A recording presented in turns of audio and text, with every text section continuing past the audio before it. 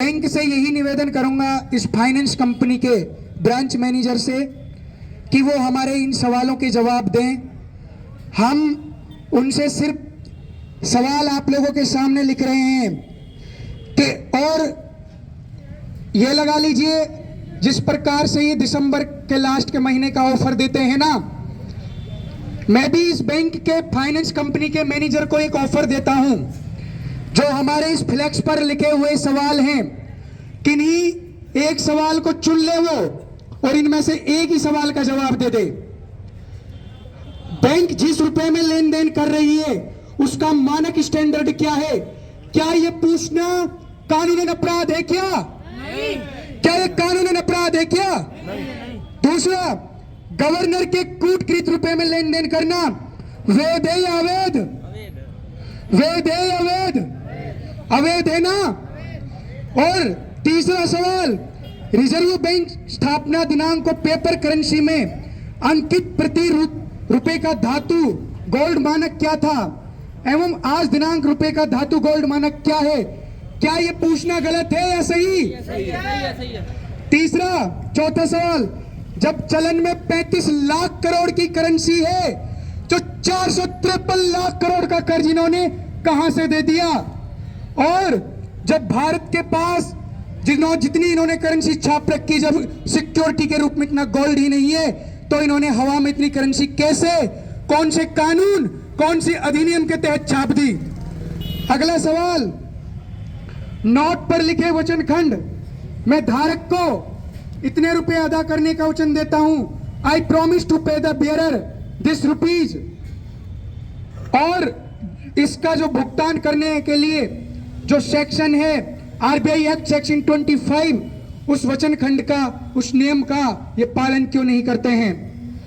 अगला सवाल, क्या बैंक ब्याज को खाते में मूलधन में अंक लिखकर नया रुपया बनाता है या नहीं? जब ग्राहक द्वारा रुपये से ब्याज चुका दिया जाता है तो बैंक द्वारा खाते के मूलधन में अंक लिखकर नया रुपया बनाने का प्रावधान किस अधिनियम, नियम, संविधान की धारा में उल्लेखित है? ये पूछना क्या गलत है?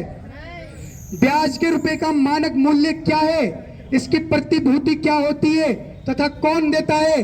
कौन से अधिनियम के तहत ये ब्याज छापते हैं? हमारे इन किन्हीं सवालों में का ये जवाब दे दें।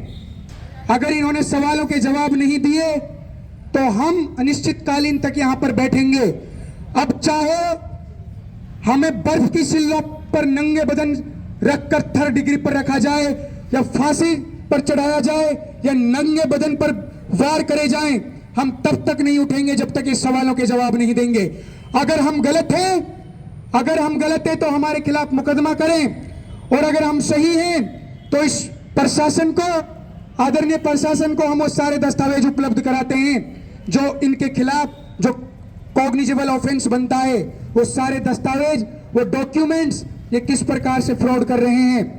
और अगर ये सही है, अपने आप में जो मैनेजर बनता है, सीए बनता है, एडवोकेट बनता है, वो कोई भी अधिकारी आ जाए, इंडिया का जो सबसे बेस्ट इकोनॉमिस्ट है वो आ जाए और वो बता दे कि बिना मानक स्टैंडर्ड के लेन देन करना लीगल है या इलीगल है।